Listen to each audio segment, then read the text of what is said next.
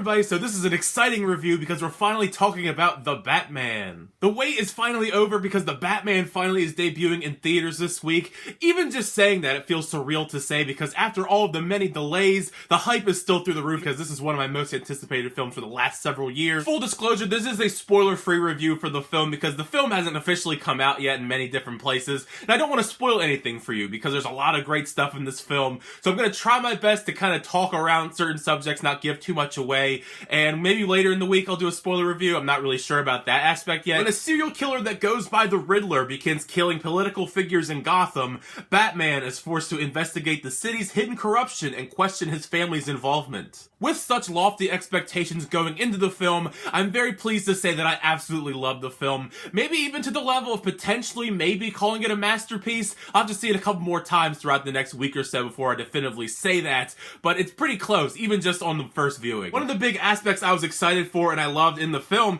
is the fact that Matt Reeves is giving us a kind of Batman story that we haven't really seen much of on the big screen before, having Batman play more into that detective aspect because as we all know, he is the world's greatest detective, but we don't really get to see a lot of that detective skills on screen in any of the various portrayals we've seen over the last several decades. In The Batman, that is one of the main focuses of the story, unraveling this murder mystery over the course of the film with Riddler at the core of it. It's a very well done mystery, keeping you on your toes throughout the entire film, watching Batman get on the ground and investigate people from various different walks of life. It's a very grounded story. That's something that I do like about this universe so far, just how realistic most of this stuff is. There isn't like the big bombastic, crazy, superpowered people in this just yet anyway. I feel like Matt Reeves isn't going for that in this universe, just based off of this film alone. It's a nice change of pace compared to a lot of the big, crazy comic book films that we get in today's age. Even with the detective aspect taking center stage, there's still a lot of amazing over-the-top action sequences throughout the film between Batman and Catwoman. It's just riveting watching both of them go through all the twists and turns unfolding in the story,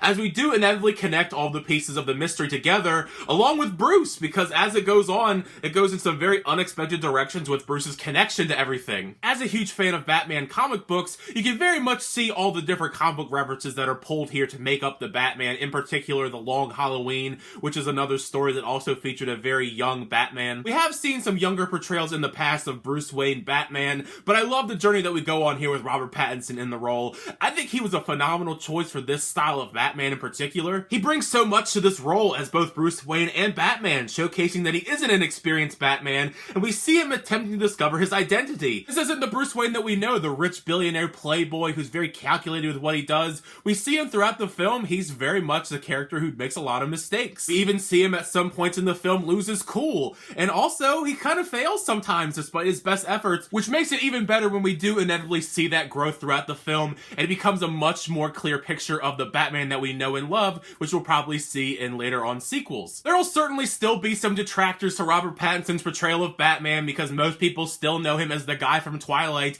but if you've been following his career after Twilight, he's a phenomenal actor, and you very much see that in this portrayal of Batman, and I can't wait to see more of him, so everyone can stay mad. Similar things have to be said with Zoe Kravitz in this portrayal of Catwoman. I mean, she is just great. She brings it her all here in the role. Just such amazing charisma, completely encapsulating Catwoman as a character, and she has several great moments of her own, but also sensational chemistry with Robert Pattinson's Batman. I'd easily already put her up there with Michelle Pfeiffer's Catwoman. Like, that's how good this portrayal of Catwoman is done by Zoe Kravitz. Batman films in general kind of have this long history of great villains, whether it be many portrayals of the Joker, whether it be Heath Ledger, Jack Nicholson, Bane, Catwoman, like previously mentioned, done by Michelle Pfeiffer, and that continues once again in The Batman. We've seen Paul Dano give some great performances in his career, but this is a career-defining moment for him portraying the Riddler. I think he absolutely killed it as the character. This is a kind of Riddler interpretation unlike anything that we've ever seen before. He's extremely menacing and feels like a genuine threat with just how crazy we see him be and how he's used in the film. Colin Farrell was pretty good too as the Penguin. I remember back when that first trailer came out at DC Fandom, I had absolutely no idea that was him underneath all those different prosthetics,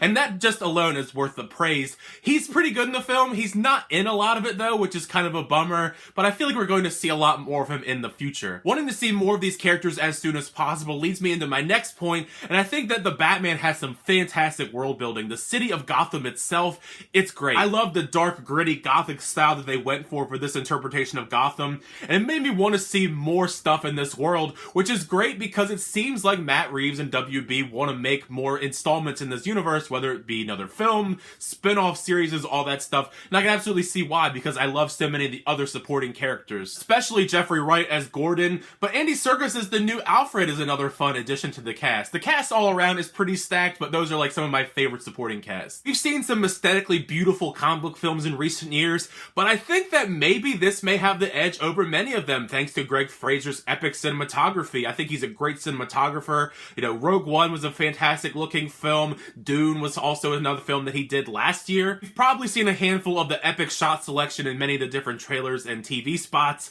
It's just amazing, and it's accompanied by amazing score by Michael Giacchino. I think that is another thing that enhances this film even further. It's great. I've listened to it a lot because it's actually out already. Very much an early contender for my favorite score of the year. I mean, it's only February, but it's gonna be tough to beat that score. At least I think so. Now, many of us know that this film is quite long. It almost pushes 3 hours, actually. I do think that that's going to be a big gripe for some people watching the film because it is very much a slow burn mystery for a large portion of it. The first act, it does take a bit to get going, but by Act 2, it kicks it into a whole nother gear. I definitely think you should give it a chance because it is a very long movie. We have seen some very long comic book movies in recent years, like Avengers Endgame. Zack Snyder's Justice League is even longer. There's a lot of different long comic book movies, and they're all pretty good in my opinion. The main point of the matter is don't let that very long runtime intimidate you. I was enthralled by the mystery all throughout. It's a great murder mystery here, and it has Batman in it. I mean, you can't go wrong with that kind of stuff. I mean, am I right?